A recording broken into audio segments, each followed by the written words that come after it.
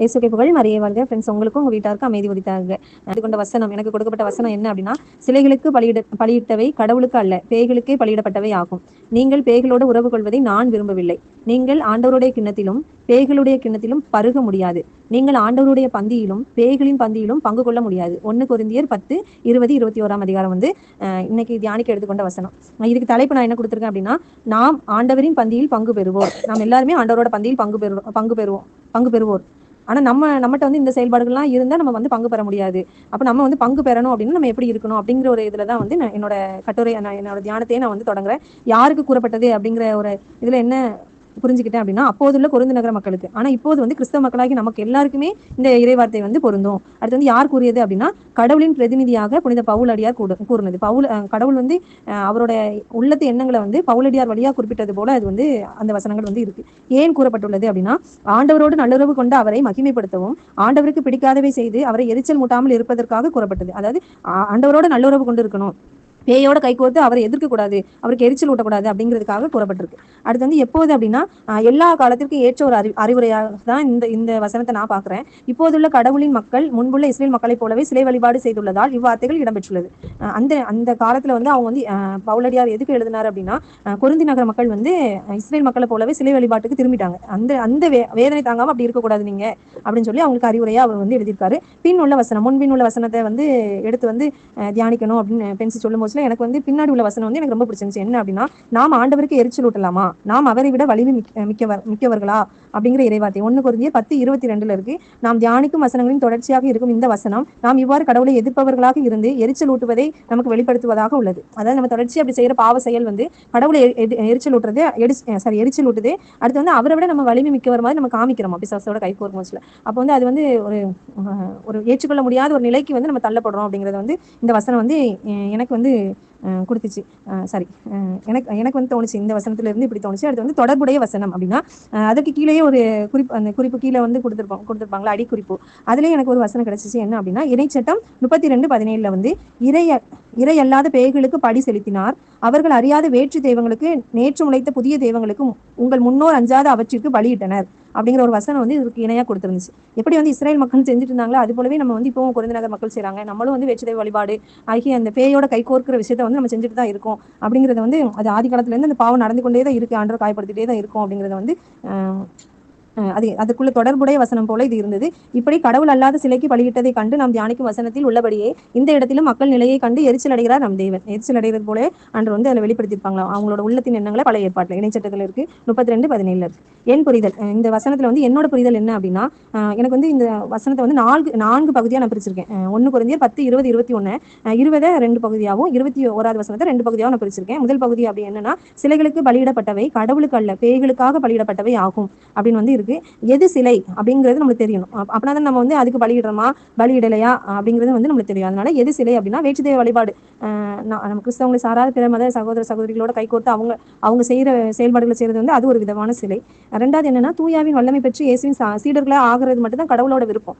அதனால நம்ம கத்தோலிக்க திருச்சபை என்ன சொல்லியிருக்கு அப்படின்னா, நம்ம கத்தோலிக்க திருச்சபை வந்து சிறுபங்களா நம்மளுக்கு கொடுத்துருக்காங்க. என்ன அப்படின்னா, சிறுபங்கள் வந்து சிறுபங்களை பார்த்து அந்த புனிதர்களை போலவே நம்ம வாழ்ந்து நம்ம ஆண்டவரை வந்து மகிழ்ச்சிப்படுத்தணும், ஆண்டவர் சீடர்களா மாறணுங்கிறது கத்தோலிக்க திருச்சபையோட நல்ல ஒரு எண்ணம். ஆனா இப்போ என்ன செய்யறோம், மக்கள் வந்து அறிந்தும் சரி அறியாமை செய்யற மக்களை வந்து ஆண்டவர் வந்து மன்னிக்கிறாரு. ஆனா அறிந்தும் நம்ம என்ன செய்யறோம் அப்படின்னா, நற்கருணைநாதருக்கு கொடுக்க வேண்டிய ஒரு இதை வந்து நம்ம புனிதர்களுக்கும் தூதர்களுக்கும் நம்ம வந்து கொடுத்துறோம்.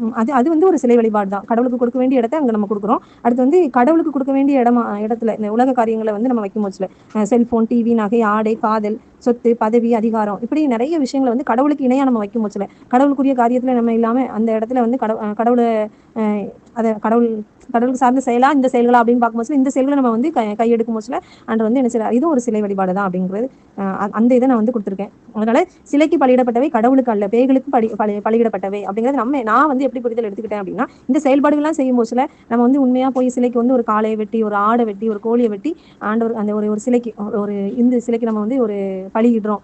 அந்த இது வந்து எப்படி ஆண்டவர் எரிச்சல் ஊட்டுமோ அதுக்கு ஒத்த ஒரு செயல்பாடு தான் இந்த செயல்பாடுகள்லாம் செய்யும் போச்சுல, அதுக்கு நிகரான செயல்பாடுகள் அப்படிங்கிறது வந்து நான் வந்து புரிஞ்சுக்கிட்டேன். அடுத்து வந்து நீங்கள் பேய்களோடு உறவு கொள்வதை நான் விரும்பவில்லை அப்படிங்கிறது வந்து நான் அப்படிங்கிறது வந்து கடவுளின் மனநிலையில் முழுவதும் அறிந்த பவுலடியார் அவரை வந்து சொல்றாரு. அவர் யார் சார்பா பேசுறாருன்னா கடவுளோட சார்பா வந்து பேசுறாரு. அது என்னன்னா, நீங்கள் பேய்களோடு உறவு கொள்வதை நான் விரும்பவில்லை அப்படின்னு கடவுளோட ஆதங்கத்தை அந்த லைன்ல வந்து சொல்றாரு.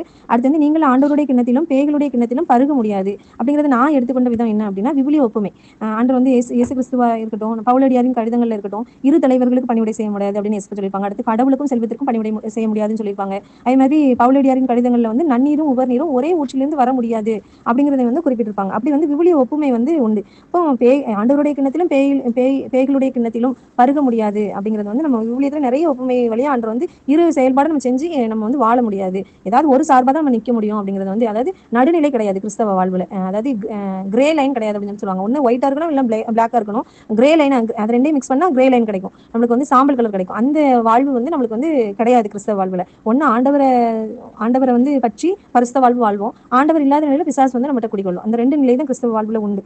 அததான் வந்து அந்த ரெண்டு நிலையை பற்றிக்கொள்ள முடியாது, இரு இடங்களையும் பற்றிக்கொள்ள முடியாது, அழிவை விடுத்து வாழ்வை பற்றிக் கொள்வோம் அப்படிங்கறத வந்து நான் வந்து அதில் புரிஞ்சுக்கிட்டேன். அது வந்து நீங்கள் கடவுளின் பந்தியிலும் பேய்களின் பந்தியிலும் பங்கு கொள்ள முடியாது அப்படிங்கிறது வந்து, கடவுளின் பந்திங்கிறது விண்ணக பந்தி, அதுல பங்கு கொள்வரா நம்ம வாழணும் அப்படின்னா உலகத்தாரோட ஒத்த வேடமிடுதல் வந்து நம்மகிட்ட வந்து இருக்கக்கூடாது அப்படிங்கறத வந்து சொல்லியிருக்கேன். இதுலயுமே பேய் பந்தியில் பங்கு கொள்ளக்கூடாதுன்னு பேயின்னு மூன்று மூன்று இடத்துல வந்து பேய்கள், சாரி 4 இடத்துல வந்து பேய் இருக்கு. பேய்னா என்ன அப்படிங்கிறது என்னோட புரிதல் என்ன அப்படின்னா, நம்முடைய அதிகப்படியான சுயநல போக்கு ஒரு பேய் தான். அடுத்து வந்து தீயவன் பிசாசோட தந்திரங்கள் எல்லாம் பேய். மூணாவது வந்து முக்கியமானது என்ன அப்படின்னா, பிசாசின் பிரதிநிதியா நம்மோடு இருக்கிற மக்கள் வந்து செயல்படுறது.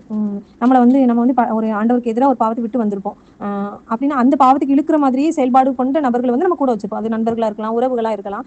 அந்த நபர்களை வந்து நம்ம என்ன செய்யணும் அப்படின்னா, அவங்ககிட்ட வந்து பழகாம இருந்தோம் அப்படின்னா அந்த பேயோட வழிபாட்டுக்கு நம்ம வந்து போக மாட்டோம், பேய் பந்தியில பங்கு பெற மாட்டோம். அதுல முக்கியமானது என்னோட ஒரு ஒரு சின்ன ஒரு அட்வைஸை நான் வந்து என்னோட வாழ்க்கையில் எடுத்துக்கொண்டது என்ன அப்படின்னா, ஒருத்தர் வந்து ஒரு குறைபாடு இருக்குன்னா நம்ம வந்து கண்டிப்பா வந்து அவருக்காக ஜெபிக்க கடமைப்பட்டிருக்கோம். அந்த குறைபாடு நம்மளுக்கு ஆண்டவர் சுட்டி காமிக்கிறாரு அப்படின்னா நம்ம வந்து ஜெபிக்க கடமைப்பட்டிருக்கோம். நம்ம அவங்களை விட்டு ஒதுங்கி வாழணும். ஏன்னா இல்லைன்னா நம்ம அவங்க, அதாவது எல்லாரும் அன்பு செய்யணும் அப்படிங்கிற ஒரு மனப்பான்மையில அவங்களுக்காக ஜெபிக்கணும். ஆனா அவங்களோட உறவு கொள்ள நம்மளால முடியாது. அப்போ நம்ம ஒதுங்கி வாழணும், நம்ம ஜெபிக்கணும். அவங்களுக்காக குறை கூறணும் அப்படின்னா அவங்கள குறை கூறி அப்படி இப்படின்னு சொல்லிட்டு இருந்தோம் எல்லாட்டையும் அப்படின்னா நம்ம வந்து பிசாசோட கை கொள்றோம் அப்படிங்கறத வந்து நான் வந்து அதுல எனக்கு தோணுன விஷயத்தை வந்து நான் எழுதியிருக்கேன். அடுத்து வந்து 9வது வந்து எனக்கு தனிப்பட்ட விதத்துல வந்து இந்த வசனத்துல எனக்கு பிடிச்சது என்னன்னா, பவுலடியாரின் ஏக்கம். பவுலடியாரின் கடிதங்கள் எல்லாத்துலயுமே வந்து கடவுளோட சாயலால் மாறி எப்படி நம்ம கடவுளை மகிழ்ச்சிப்படுத்தலாம் அப்படியே தான் அவர் எழுதியிருப்பாரு. அடுத்து வந்து அவர் நற்செய்தி பணி செஞ்சு முடிச்சுட்டு வந்த இடங்கள்ல வந்து எல்லாமே அப்படி திருப்பி அவங்கள கண்காணிச்சுட்டே இருப்பாரு அவரோட கடிதங்கள் வழியா. என்ன அப்படின்னா, அந்த மக்கள் அதே நிலையில இருக்கணும், அவங்க வந்து சிலை வழிபாட்டுக்கு எதுக்கோ விட்டு வந்த அந்த தீய குணங்களுக்கு பெயரக்கூடாது, அவங்க வந்து விண்ணக பந்தியில் இடம்பெறணும் அப்படிங்கிறதுல ரொம்ப ஏக்கமா இருப்பாரு. அவரோட ஏக்கம் வந்து எனக்கு கடிதங்கள் முழுவதிலுமே பிடிக்கும். அதுல முக்கியமா இந்த வசனங்கள்ல வந்து எனக்கு ரொம்ப பிடிச்சிருந்துச்சு. அடுத்து வந்து கடவுளின் விருப்பம் என்ன அப்படின்னா, நம்ம வந்து தலைப்பு கொடுத்ததுபடியே நம்ம வந்து கடவுளோட பந்தியில பங்கு கொள்றவங்களா இருக்கணும். அதுதான் கடவுளோட விருப்பம். அதனால கண்டிப்பா அவர் வந்து சாதாரண மக்களே நம்ம அன்பு செய்யறோம் அப்படின்னா அவங்க வந்து நம்ம வந்து திருப்பி அவங்க அன்பு செய்யல நம்ம வந்து காயப்படுவோம். ஆனா வந்து சர்வ வல்லவர் எல்லாத்தையும் அவர் செய்யறாரு. அவரோட நம்ம வந்து ஒப்புரவாகாம பிசாசோட வந்து கைகோர்க்கும் போது அவருக்கு பயங்கர வேதனை உண்டாகும். அதனால கண்டிப்பா வந்து நம்ம வந்து பிசாசோட செயல்கள் செய்யறோம், சிலைக்குரிய செயல்கள் செய்யறோம், பேய்க்குரிய செயல்கள் செய்யறோம் அப்படின்னா கடவுளோட நம்ம வலியவரா காட்டிக்கொள்றோம் அப்படிங்கிறது தான் வந்து அந்த அடுத்த வசனமே அதுதான் குறிக்கும். வலியவரா நம்ம காட்டிக்கொள்றோம் அப்படிங்கிறது அர்த்தம். அதனால இறை விருப்பப்படியே நம்ம வந்து பிசாசின் உறவை விடுத்து ஆண்டவரோட பந்தில் பங்கு கொள்பவர்களா நம்ம வாழணும். அதுக்கு இறை உதவியே நாடணும். அடுத்து வந்து சிலை பேய் அப்படிங்கிற அந்த செயல்பாடுகள் வந்து கொஞ்சம் கொடுத்துருக்கேன். அதுக்கு எதிரான கடவுளின் பந்தியில் பங்கு பெற நம்ம என்ன செய்யலாம் அப்படிங்கிறதையும் கொடுத்துருக்கேன். சுயநலமா நம்மளோட செயல்பாடுகள் இருந்தது அப்படின்னா, சிலைக்கும் பேய்க்கும் ஒத்த அந்த செயல்பாடுகள் நம்மளுக்கு இருந்தது அப்படின்னா நம்ம வந்து அதை ஆண்டவரின் பந்தியில் பங்கு பெற விரும்பும் நம்ம என்ன செய்யணும் அப்படின்னா பிறரன்பு செயல்கள் செய்யணும், பிறரன்பு வளர ஜெபிக்கணும்.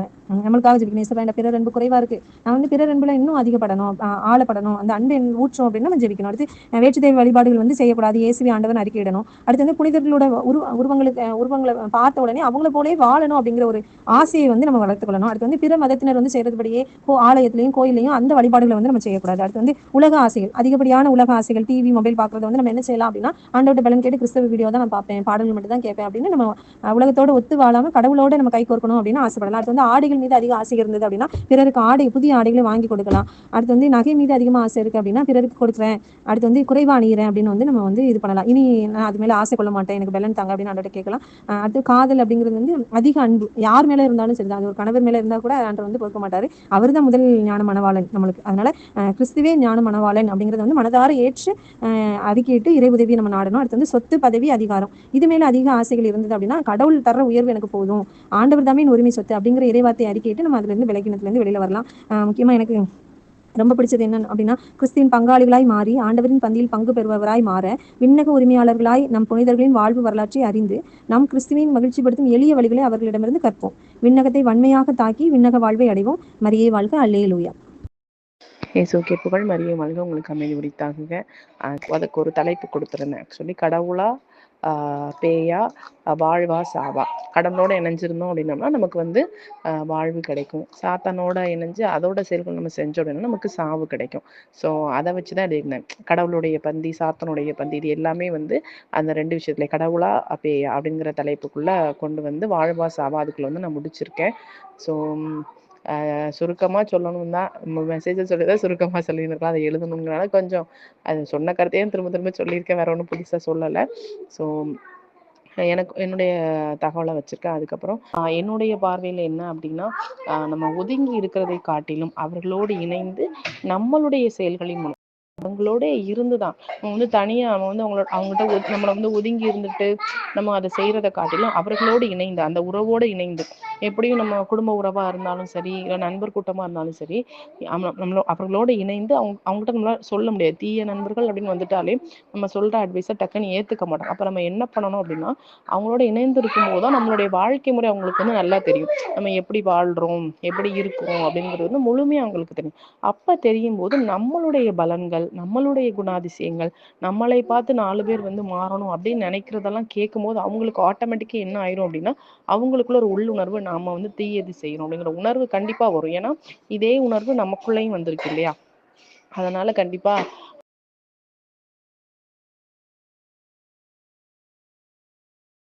ஸோ அதனால் நான் என்ன நினைக்கிறது அப்படின்னா, கண்டிப்பாக வந்து நம்ம வந்து கொஞ்சம் ஒதுங்கி இருக்காமல் அவங்களோட இணைந்து நம்மளுடைய செயல்களை பார்த்து அவங்க மாற வந்து நம்ம வந்து ட்ரை பண்ணலாம். அதுக்கு வந்து ஒரு துணிச்சல் வேணும். அதுதான் ரொம்ப முக்கியம். ஏன்னா என்ன வேணால் நமக்கு நடக்கலாம். நம்மளையும் அவங்களோட கூட்டாளியாக சேர்த்து பேசலாம். என்ன வேணால் நடக்கலாம். ஆனால் நம்ம என்ன பண்ணணும் அப்படின்னா, ஆண்டவருக்கு உரியவங்களாக நம்ம இருக்கணும் அப்படின்னோம்னா, விலகாமல் இணைந்து துணிச்சலாக அந்த காரியத்தை நம்ம மேற்கொண்டோம் அப்படின்னோம்னா, கண்டிப்பாக வந்து அவங்க நம்மளை பார்த்து கொஞ்சம் யோசிப்பாங்களோ அப்படின்ட்டு தான் எனக்கு தோணுச்சு. அது மட்டும்தான் எனக்கு வந்து ஒரு வித்தியாசமான ஒரு உணர்வை கொடுத்துச்சு. நமக்கு அறிமுகம் இல்லாத எந்த நபரையும் நம்ம விலக்கி வைக்க போறதில்லை. அவங்ககிட்ட நம்ம விலகி நிற்க போவதும் இல்லை. அறிமுகமான நபர்கிட்ட இருந்து தான், அது வந்து நம்முடைய உறவினரோ நண்பரோ அவங்க கிட்ட இருந்து தான் நம்ம விலகி இருக்கோம். ஏன்னா சம்திங்ஸ் அவங்களுடைய செயல்கள், அவங்களுடைய நடத்தைகள் நிமித்தம் நம்ம வந்து விலகி இருக்கிறோம். அப்படிதானே? நான் சொல்ல வந்தது காரியம் என்ன அப்படின்னா, அவர்களை விலக்கி வைக்கக்கூடாது, அவர்கிட்ட இருந்த பாவத்தை தான் விலக்கி வைக்கணும். பாவத்தை கண்டு தான் நம்ம பயந்து ஓடணுமே தவிர பாவியை கண்டு ஓடக்கூடாது. அதுதான் வந்து என்னுடைய விஷயம். பாவத்தை விட்டு தான் நம்ம விலகி இருக்கணுமே தவிர அந்த பாவத்தை செய்த மனிதர்களை விட்டு நம்ம வந்து விலகி இருக்க வேண்டாம், அவங்கள விலக்கி வைக்கவும் வேண்டாம். அதுதான் என்னுடைய வாதமா இருந்துச்சு. ஆண்டவருக்கு நன்றி. ஒருவேளை நம்ம வந்து அறியாம யாராவது வேற தெய்வங்கள் வழிபட்டிருந்தாலும், இனி வந்து கடவுளுக்கு ஏற்ற பலி பார்த்தீங்கன்னா நொறுங்கிய நெஞ்சம். ஸோ அவர்கிட்ட வந்து முழுமையா நம்ம மன்னிப்பு கேட்கும்போது நம்ம வந்து மன்னிப்பு பெற்றுக்கலாம். மனசார கடவுள்கிட்ட மன்னிப்பு கேட்கும்போது அவர் மன்னிச்சிருவாரு. ஸோ கடவுள் ஒருவரே அப்படின்னு நம்ம வந்து வாழணும். அப்புறம் ஆண்டவருடைய கிண்ணத்திலும் பேய்களுடைய கிண்ணத்திலும் பருக முடியாது. நீங்கள் ஆண்டவரின் பந்தியிலும் பேய்களிலும் பந்தியிலும் பங்கு கொள்ள முடியாது. ஆண்டவருடைய பந்தியில நம்ம பங்கு கொள்ளணும் அப்படின்னு பார்த்தீங்கன்னா, ஆண்டவருடைய கிண்ணத்தை பருகணும் அப்படின்னா நம்ம ஆண்டவரின் சாயலா வாழணும். அவருடைய சாயலா தான் நம்ம படைக்கப்பட்டோம். அவர்கிட்ட இருக்கிற எல்லா குணநலங்களையும் பெற்றோம் அப்படின்னா அவரா வாழலாம். அவருடைய குணநலங்கள் நமக்கே தெரியும். அன்பா இருப்பாரு, கருணை, இப்படி எல்லாமே சொல்லலாம். நீதியோட இருப்பாரு. அப்போ இந்த குணநலன்கள் நம்மகிட்ட இருக்கா அப்படின்னு நம்ம ஆய்வு செஞ்சு பார்க்கணும்.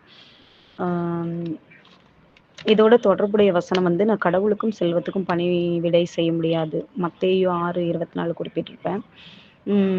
என்ன அப்படின்னு பார்த்தீங்கன்னா, அதிக செல்வம் வரும்போது பார்த்தீங்கன்னா நமக்குள்ள வந்து கடவுளுடைய குணநலன்களை வந்து என்னுடைய வாழ்க்கையில நான் பார்த்தது வரைக்கும் அதிக செல்வம் வரும்போது நிறைய பேர் அவங்களுக்குள்ள உள்ள கடவுளின் குணம் வந்து, எல்லாரையும் சொல்ல முடியாது, பல பேர் அவங்களுடைய கடவுள் குணத்தை வந்து விட்டு அந்த செல்வத்தின் மேல அதிக அன்பு கொண்டிருந்தாங்க. அதனால உலக அளவுல வந்து அவங்க நிறைய செலவிடுறாங்க. ஸோ கடவுளின் குணத்தோட நம்ம வந்து நம்மக்கிட்ட இருக்கிற செல்வத்தை நல்ல வழியில, இப்போ ஒருத்தவங்க வந்து ஒரு இக்கட்டான சூழ்நிலையில இருக்கும்போது அவங்களுக்கு உதவ வேண்டிய சூழ்நிலை வரும். உங்ககிட்ட காசு இருந்தாலும், ஐயோ நம்ம காசு அப்படின்னு சொல்லிட்டு வைக்காம உங்களுக்கு ஹெல்ப் பண்ணணும். அப்படி நம்ம ஹெல்ப் பண்ணலை அப்படின்னா கண்டிப்பா கடவுளுடைய பந்தியில நம்மளால வந்து அமர முடியாது. அவருடைய கிண்ணத்திலையும் நம்மளே பருக முடியாது. ஹம் அதுதான் நான் சிந்திச்சது. ஸோ நம்ம கடவுளின் குணத்தை பெற்றுக்கொள்றதுக்கு தூய ஆவியின் துணையோட நம்மளை தயார்படுத்திக்கலாம். பேய்களின் குணம் இல்லாத அளவுக்கு நம்ம வந்து செயல்படணும். கடவுளுக்கு எதிரான எண்ணங்கள் எல்லாத்தையுமே நம்ம விடுவதற்கு ஆவியானவரின் செயல்பாட்டை எப்போவுமே நம்ம வந்து கூப்பிட்டுட்டு இருக்கும்போது நமக்குள்ள இந்த எண்ணங்கள் வந்தாலும் ஆவியானவரின் செயல்பாட்டை அதை வந்து நம்ம ஜெயிக்கலாம். இயேசுவுக்கே புகழ், இயேசுவுக்கே நன்றி, மரியே வாழ்க. ஃப்ரெண்ட்ஸ், 1 கொரிந்தியர் 10, 20, 21 என்னன்னு பார்த்தீங்கன்னா, முதல்ல வந்து பலியை பற்றி பேசியிருக்கு. சிலைகளுக்கு பலியிடப்பட்டவை கடவுளுக்கு அல்ல, பேய்களுக்கு பலியிடப்பட்டவை ஆகும். இந்த பலியில் என்னன்னா, கடவுளுக்கு ஏற்ற பலி எது அப்படின்னு பார்த்தீங்கன்னா, இறைவா உமக்கேற்ற பலி நொறுங்கி உள்ளமே, திருப்பாடல்கள் 51:17 சொல்லுது. ஸோ அப்போ பேய்களுக்கு ஏற்ற பலி அப்படியே எதிர்மறையாக இருக்கும். ஆணவமான உள்ளமும் செருக்குள்ள உள்ளமும் தான் பேய்களுக்கு ஏற்ற பலி. ஸோ நாம் எந்த பலியை கடவுளுக்கு செலுத்த போகிறோம், நம்ம பலியிடுறது எந்த மாதிரியான பலியாக இருக்கணும் அப்படின்னா, ஒரு நொறுங்கிய உள்ளம் இருந்துச்சுன்னா அதுதான் நமக்கு வந்து கடவுளுக்கான பலி. இல்லை நம்ம செருக்குள்ள உள்ளமோ இல்லை ரொம்ப ஆணவம் உள்ளமும் இருந்துச்சுன்னா அது வந்து பேய்களுக்குரிய பலியாகும். ஸோ சிலைகளுக்கு பலியிடப்பட்டு கடவுளுக்கு அல்ல, பேய்களுக்கு பலியிடப்படையாகும். என்றைக்கு நம்ம உள்ளத்தில் செருக்குள்ள உள்ளமும் ஆணவ உள்ளமும் இருக்கும்போது அது வந்து கடவுளுக்கு ஏற்ற பலி இல்லை அப்படின்னு சொல்லி புரிஞ்சுக்கலாம். அதுக்கப்புறம் நீங்கள் பேய்களோடு உறவு கொள்வதை நான் விரும்பவில்லை.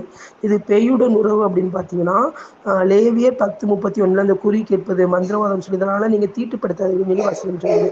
ஸோ இதெல்லாம் வந்து பேய்களுக்கு தொடர்புடையது. அதேமாரி 1 தீமோத்தேயு 4:1 என்னன்னா, நம்பிக்கையை விட்டு விலகுறதுமே ஒரு பேயுடன் தொடர்புடைய உறவு மாதிரி நம்ம எடுத்துக்கலாம். ஸோ என்னைக்கு நம்ம வந்து கடவுளுடைய சத்தியத்தை விட்டு விலகுறோம், ப்ரேயர், பைபிள் ரீடிங் இந்த மாதிரியான விஷயத்தை விட்டு விலகி பேய்களுக்கு விருப்பமான விஷயங்களை நம்ம திரைப்படம் பார்க்குறது, சோசியல் மீடியாவில் செலவிடுறது, ஷாப்பிங் பண்ணுறது, மற்ற மீதான மோகம் இருக்கும்போது நம்ம வந்து பேய்களுடன் உறவு வச்சுருக்கோம். ஸோ இதை வந்து பவுலடியார்கள் விரும்பவில்லை அப்படின்னு. அதுக்கப்புறம் பார்த்திங்கன்னா, ஆண்டவருடைய குணம் பேய் கிணம். அந்த காலத்தில் இந்த கிண்ணத்தில் பருகிறது அப்படின்னா அந்த பலியிடப்பட்ட ரத்தத்தை வந்து கிண்ணத்தில் பருகுவாங்களாம். ஆனால் இப்போ நமக்கு பலியாக சிந்தப்பட்ட ரத்தம் வந்து ஆண்டவருடைய இயேசு கிறிஸ்துவின் ரத்தம் தான் நமக்கு சிந்தப்பட்டுள்ளது. நம்ம எந்த மாதிரியான கிண்ணத்தை எடுக்கணும், ஆண்டோட ரத்தத்தை பருகிறோம்னா அவரோட விசுவாசத்தில் நம்ம வந்து நிலை பெற்று இருக்கணும். ஸோ நாம் வந்து யாரோட நம்பிக்கையில் நிலை பெற்று இருக்கோம், ஆண்டவருடைய கிண்ணத்தில் நம்ம வந்து பருகிற ஒரு பிள்ளைங்களாக இருக்கணும். அதுக்கப்புறம் வந்து ஆண்டவருடைய பந்திகளையும் பேய்களின் பந்தியிலும் இருக்கக்கூடாது. இதில் ஆண்டவருடைய பந்தி அப்படின்னு சொன்னாலே ஒரு வாழை இலையை போட்டு நல்ல பலவிதமான பலகாரம் போட்டு ஒரு விருந்து மாதிரி வச்சு நம்ம சாப்பிட்றதான் பந்தி. நார்மலாக பந்திக்கு மீன்ஸ். ஸோ இப்போ ஆண்டவருடைய பந்தியில் என்னென்ன இருக்கும் அப்படின்னு பார்த்தீங்கன்னா, ஒரு விடுதலையும் ஒரு பரலோக வாழ்வும் நமக்கு கிடைக்குது. ஸோ விடுதலைனா எல்லா விதமான பாவத்திலிருந்து விடுதலையும், ஒரு நம்பிக்கை, ஒரு நிம்மதி, ஒரு ஆசீர்வாதமான ஒரு வாழ்க்கையும், ஃபைனலாக ஒரு நிலை வாழ்வான பரலோக வாழ்வும் நமக்கு கிடைக்குது. இது பேயோட பந்தி என்னன்னு பார்த்தீங்கன்னா, அடிமைத்தனமும் ஆவிக்குரிய ஒரு அழிவையுமே நமக்கு தருது. பரலோக வாழ்வுக்கான ஒரு அழிவை நமக்கு அது கொண்டு வருது. நம்மள ஒரு அடிமைத்தனம் எதுக்காவது நம்ம வந்து அடிமையாக இருப்போம். கடவுள் வந்து நமக்கு விடுதலை வாழ்வை கொடுக்குறா விரும்புகிறாரு. ஆனால் நம்ம ஒரு அடிமை வாழ்வை சூஸ் பண்ணால் அது வந்து பேய்களின் பந்தியில் நம்ம இருக்க விரும்புகிறோன்னு அர்த்தம். ஸோ 2 பந்தியில் எதை நம்ம சூஸ் பண்ண போகிறோம், நாம் வந்து ஆண்டவருடைய பந்தியில் பங்கு கொள்ளணும். இப்போ 2 பந்தியிலுமே இப்போ ஒரு சில பேர் இருக்காங்க 2 பந்தியிலையுமே ஈக்குவலாக பங்கு கொள்கிறவங்க. என்ன மீனிங்னா, அப்படி 2 பந்திலையுமே இருக்கக்கூடாது. என்னன்னா, ஒளியும் இருளும் ஒன்றாக, ஒளியும் லைட் அண்ட் இருட்டு ரெண்டுமே வந்து ஒன்றாக இருக்க முடியாது. அப்போது ஒரு விசுவாசி வந்து ஒரே நேரத்தில் கடவுளுக்குரிய ஆராதனையும் பண்ணிக்கிட்டு உலகத்தின் தீய வழிக்கு முக்கியத்துவம் கொடுக்க முடியாது. ஸோ இரண்டரப்பட்ட வாழ்க்கை நம்ம வாழக்கூடாது. 2 பந்தியில் நம்ம இருக்கக்கூடாது. நாம் வந்து ஒளியோடு மட்டுமே இருக்கணும். கடவுளுக்குரிய ஆராதனைக்கு மட்டுமே நம்ம வந்து முக்கியத்துவம் கொடுக்கணும். உலகத்தின் தீய வழியில் நம்ம விளக்குனா கடவுளுடைய பந்தியில் நம்ம வந்து பங்கு கொள்ளலாம், ஒரு பரலோக வாழ்வை பெற்றுக்கொள்ளலாம்னு சொல்லி எனக்கு இந்த வசனத்துங்களும் புரிஞ்சுக்கிட்டு. Thank you friends. புகழ் இயேசுவுக்கே நன்றி, மரியே வாழ்க. தெரிஞ்ச அளவுக்கு நான் வந்து தியானித்தது வந்து பவுல் வந்து சொல்லியிருப்பார், 3 விஷயத்த வந்து விட்டுட்டு ஓடுங்க அப்படிங்கிற மாதிரி. அதாவது சிலை வழிபாடு, பணத்தாசை, அப்புறம் விபச்சாரம், அந்த மாதிரி பாவத்தை விட்டு விலகி ஓடுங்க அப்படிங்கிற மாதிரி சொல்லியிருப்பார். அந்த 3 பற்றியும் எழுதியிருந்தேன். அதுக்கப்புறம் வந்து சிலைகளுக்கு படைக்கிறத வந்து சாப்பிடக்கூடாது அப்படிங்கிற மாதிரி அது ஸ்ட்ரிக்டாகவே அவர் வந்து சொல்லியிருந்தார். அதுக்கப்புறம் 2 கொரிந்தியர் 6ஆம் அதிகாரம் வந்து 14-18 வசனத்தில் வந்து கடவுளுக்கும் அந்த ஒளிக்கும் இருளுக்கும் என்ன வித்தியாசம் இருக்குது, கிறிஸ்துவுக்கும் சாத்தானுக்கும் என்ன உடன்பாடு இருக்குது, அந்த மாதிரி சிலை வழிபாட்டு கோயிலுக்கும் கடவுளின் கோயிலுக்கும் என்ன வேறுபாடு இருக்குது, அந்த மாதிரி அந்த வசனங்கள்லாம் வந்து குறிப்பிட்டிருந்துச்சு. அதுலேயுமே நான் தான் உங்களோட கடவுளாகிய ஆண்டவர் அப்படிங்கிற மாதிரி சொல்லியிருப்பாங்க. வேறு எதையுமே பற்றி வேறு எந்த தெய்வத்தையும் வந்து வணங்கக்கூடாது அப்படிங்கிற மாதிரி அந்த அந்த வர்ற வசனங்கள்லாம் குறிப்பிட்டிருந்துச்சு. நம்மளோட பழைய வாழ்க்கையை வந்து விட்டுட்டு கிறிஸ்தவர்களாக நம்ம கடவுளுக்குள்ளே வந்ததுக்கப்புறம் அந்த நம்மளோட பழைய எண்ணங்கள் செயல்கள் எல்லாத்தையும் விட்டுட்டு ஆண்டவரோடைய ஐக்கியமாக இருக்கணும், சாத்தானோட பந்தியில் வந்து அமரக்கூடாது அப்படிங்கிற மாதிரியும் தூய ஆவியாரை வந்து நம்ம பெற்றுட்டு அதாவது தூய ஆவியாரோட துணையோட வந்து நம்ம வந்து ஜெபத்தில் வச்சு ஆண்டவரோட பிள்ளையாக இருப்போம். நம்மளோட செய்த அந்த பழைய பாவங்களுக்காக மனம் வருந்தி ஆண்டவர்கிட்ட வந்து மன்னிப்பு கேட்போம். பேய்களோட பந்தியில் அமராமல் ஆண்டவரோட பந்தியில் வந்து அமருவோம். தேங்க்யூ. என்னோட கருத்து என்ன அப்படின்னா, இந்த இதில் வந்து உண்மையிலே வந்து நம்ம கடவுள் ஒருத்தருக்கு மட்டும்தான் நம்ம வந்து பிள்ளைங்களா இருக்கணும். மற்றதை வந்து நாடி தேடி போகக்கூடாது. குறி தேடி போகிறது, ஜோசியம், ஜாதகம் இந்த மாதிரி பார்க்கறது, மை வைக்கிறது எதுவுமே வந்து பண்ணக்கூடாது. என்ன அப்படின்னா, நம்ம மனசில் ஒன்று நினைக்கிறத கூட கடவுளால் மட்டும்தான் அது புரிஞ்சுக்கிட முடியும். சாத்தானாலேயோ பிற யாராலையுமே நம்மளை வந்து புரிஞ்சுக்கிட முடியாது.